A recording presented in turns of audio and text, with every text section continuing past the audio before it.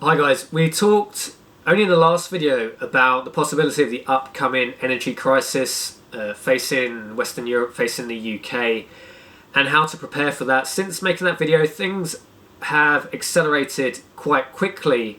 I was driving around today and there were quite big queues to get into petrol stations in the UK. Many petrol stations out of diesel. Some petrol stations completely drive both petrol and diesel. So people are either starting to panic buy, or just the supply isn't there. The petrol stations can't keep up just with the demand that's currently going on. McDonald's have stuff off the menu, Starbucks have stuff off the menu. These are huge multinational corporations with the logistics chains normally not to run out of the products they need to serve their customers, but that is happening. So the logistics are breaking down. Why it's happening, depending pretty much on your political stance, will dictate who you blame. Brexit, Charlie 19er, the Suez Canal crisis, the shortage of shipping containers globally, and that's affecting oil and gas supplies into the UK. Maybe you just blame 12, 13 years now of rampant money printing, quantitative easing.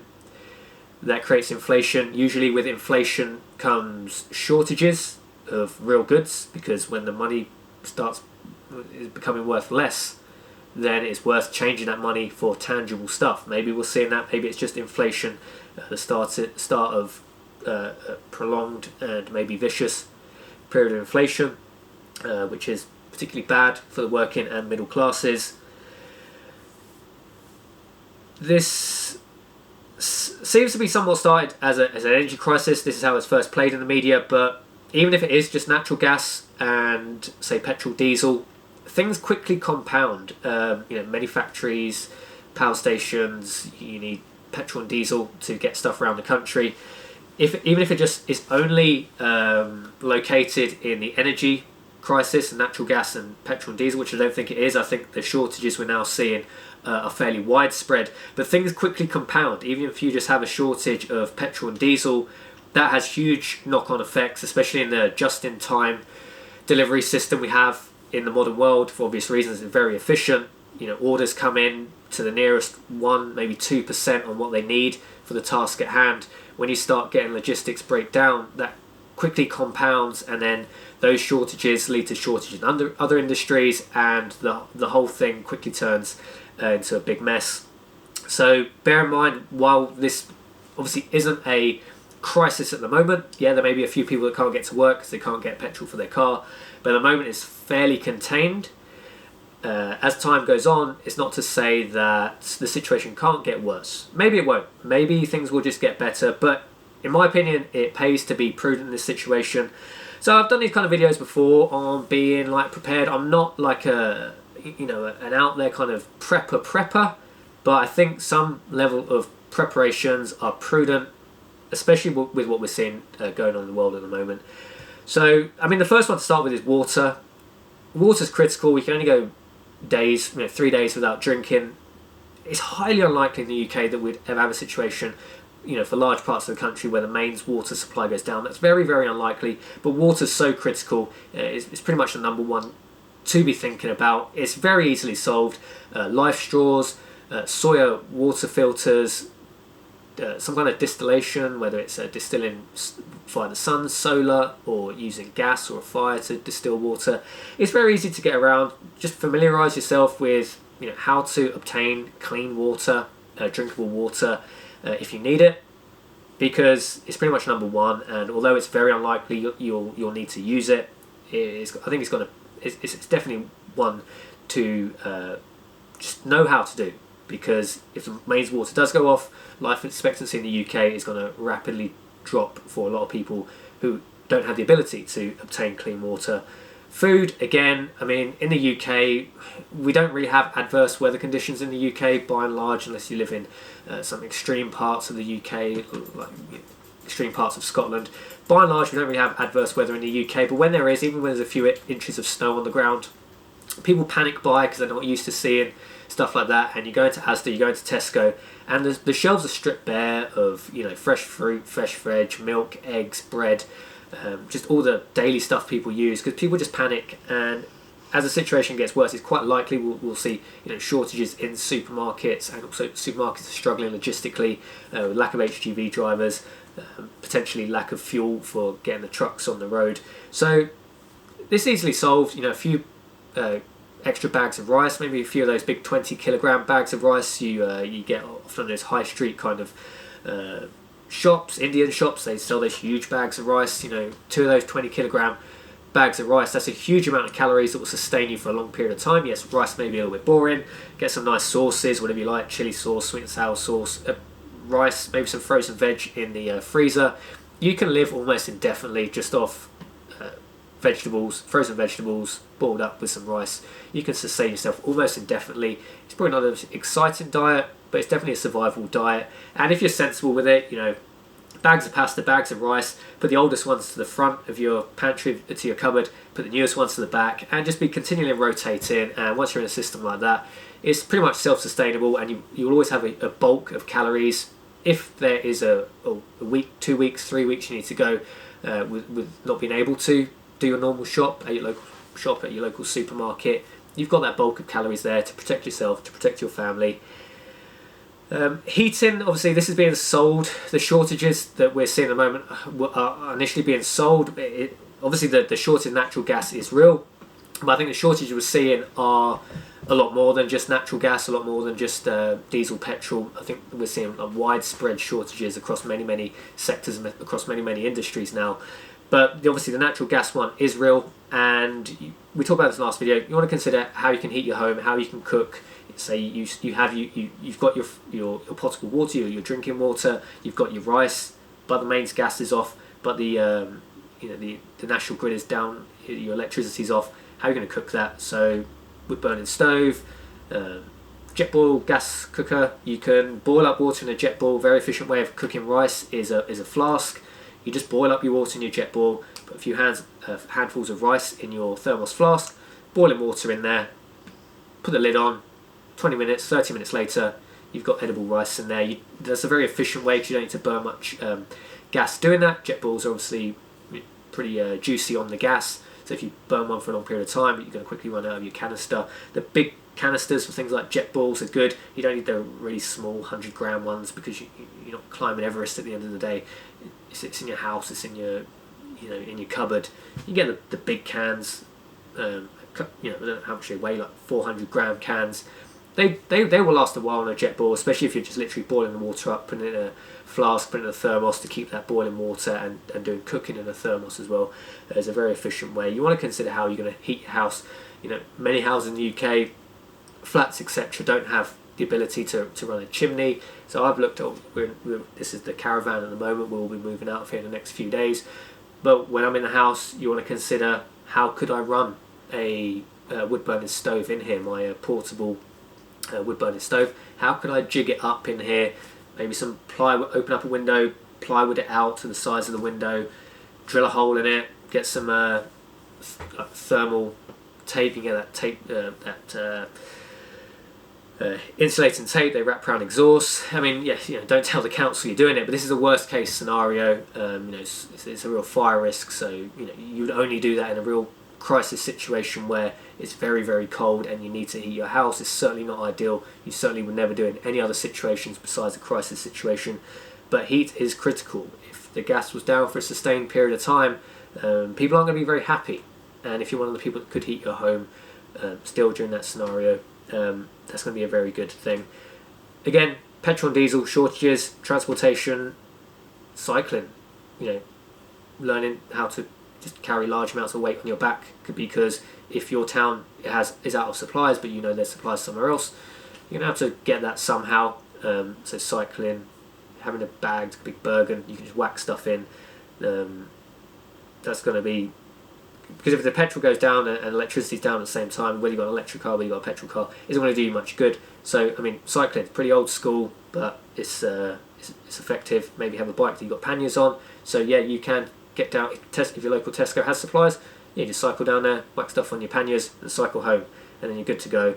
Don't solely rely on your car, because your car is only one tank full of fuel or one battery charge away from being just a big giant paperweight that's useless to you. Security, obviously, so for all of the above we talked about, security is critical. There's no point in having the best water filtration system, the largest pantry of food, if there's a situation, especially of large civil unrest. If you live in a big city in the UK, the potential for civil unrest is very, very high. We've seen over the last 10-15 years how easily riots can be sparked in the UK, as well as most other Western countries. It feels like things are on a hair trigger. Cities are just not very nice places to be, in my opinion, anymore. Things just feel like on a real hair trigger. Sometimes I look around and you just think one thing could happen around here and it could be a riot. Thankfully the UK is a fairly peaceful place, but bear in mind, if people haven't eaten for a few days, if they can't get around, if the car's useless, they haven't eaten, they're angry at the government, they're angry at their neighbours, they're angry at the people that have taken provisions to protect themselves, they're just angry at everybody without taking any responsibility for themselves. You're in a real situation where security becomes paramount. It's very difficult to do that in the UK, but just think pragmatic steps you can take. Don't have all your supplies in one place. Maybe have some in your kitchen cupboards, maybe have some that are in your shed or in your loft, or somewhere where rats can't get to it. But just don't have everything in one place, because we haven't seen things like people breaking into people's houses, like we do see in other countries around the world, where people who need resources will just violently take it from people. But bear in mind, that's something that could happen. Hopefully, this is starting to get to the real worst case scenario. But nothing's impossible, and some security, some prudence in that is only going to be a pragmatic step to take. So yeah, think about your water, think about your food, think about your heating, but then also think about how you can best protect someone else from taking it from you. Then your own individual needs. So for instance, my son has type 1 diabetes, so insulin obviously very critical. So we're now getting just trying to build up just an extra supply of insulin, so if there is a situation we can't get to the pharmacy or the pharmacy run out, we have just an extra bulk, because for him insulin is obviously critical. Myself, I have to supplement with ferrous sulfate iron tablets, just for an issue I have. So I've been to the pharmacy actually a few times now. If I don't take them, it's not too bad. I haven't taken them for a few weeks now, or for 2-3 weeks probably now. So I feel a little bit more tired. It's not critical. I won't die from it, but my energy levels will be lower. So I'm going to do an internet order. Once we move into the new house and get set up, do an internet order of a big bulk pack, 6 months supply, 8 months supply, and then just keep rotating that, because these are issues for my son, for me, specific needs to ourselves, and you may have similar things. There may be medications you need, there may be things that are pertinent to you but not to most other people. Think about what you would need if you couldn't buy anything for 2-3 months. What would you need critical to yourself to at least maintain your standard of living at a level that you'd be happy doing? Talked about this in other videos as well. Tradables, obviously silver coins are great. Money in the UK before 1945 and before 1918 had various silver content. It's either 50% before 1945 or 92.5% before 1918. These things are available on eBay. They're probably getting more and more hard to acquire now, because the silver stackers out there are kind of looking around the world and thinking, okay, this is the big one, boys, let's hoard up. So it's probably not the ideal time to buy, but if you haven't got anything, probably consider getting some. Besides that, you don't have to be a huge drinker, but we talked about this in other videos as well, is things like whiskey. By and large, you don't have to be a drinker, but by and large, the general population of the UK do like alcohol. So if you've got alcohol, it's an ideal thing to trade for something else. Johnny Walker Black Label, you could go to pretty much any country in the world, and presume it's not a country where alcohol is banned. You could swap a bottle of Johnny Walker Black Label for something of similar value, something worth £20, something worth $25. Most people would take that off your hand, because people know what it is. It's going to be pretty much as good as currency. It's a universal symbol. Whatever it is, whiskey, bottles of vodka, things like that, they will basically store almost indefinitely if you just have them in especially a dark cupboard. They're going to store almost indefinitely. And if the world doesn't end and you don't need to use it, you can give it away as a present for people's birthday. So think about things like that. Just easily tradable items that if you don't want to have silver, if you don't want to have gold sovereigns, things that you could use in a semi-bartering society where people don't necessarily want to take money for things, but they could swap you for other things. A bottle of Johnnie Walker Black Label is a pretty good inflation hedge, in my opinion. So that's it. That's a few things to think about with my own setup. We are going to relocate our chickens as soon as we move out of this caravan and get the keys to our house, which is only a few days away now. We're going to move our chickens to that house. The garden's much bigger. And that was always the long-term plan. I really enjoy having the chickens as close to the kitchen as possible. So when we cook and we have scraps, we have spare rice, we have vegetables, we give it to the chickens on the day rather than driving down to the allotment the next day. And the chickens really appreciate that. But another plus of moving them to the house is in the last lockdown, people were stealing the eggs. In the last in the lockdown, the first lockdown, I should say, when there were shortages, when people panic buying. People were stealing our eggs from the allotment, and that wasn't great. And we're maybe thinking about getting a few more chickens because they are super efficient. They are incredibly efficient. They will take scraps from your kitchen. They will take a bag of really cheap Layers pellets and turn that into a high quality protein source for you.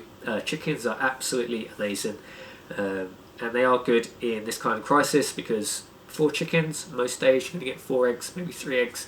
But that's a lot of nutrition for a human to take on board. So that's my thoughts, guys. I mean, hopefully the situation isn't as bad. No one wants to live through a crisis. It's nothing that anybody wants to see. But if you have a family, if you want to protect yourself, now is the time to do it. Things are still in abundance. If you the UK, the West is an amazing place. You go into a supermarket or a big store, it's just insane how much abundance there is just everywhere. But it won't necessarily always be like that. There will be times when there are ups, there are downs, there are problems. The government messes things up. That just happens. It's not something we can really change. It's unfortunately just a fact of life. So just take the time we have now to get yourself set up. Let me know what you're doing in the comments. Always appreciate hearing what you guys are doing. Maybe you can let me know a little bit of your setup for food, for water, for heating, what you'll be doing. Is it going to be a cold winter? Will this be the winter of discontent, or will things blow over almost unnoticed? That would be the ideal, but either way, it's good to be prepared for whatever the government and nature throw at us. So good luck and Godspeed, and I'll see you in the next video.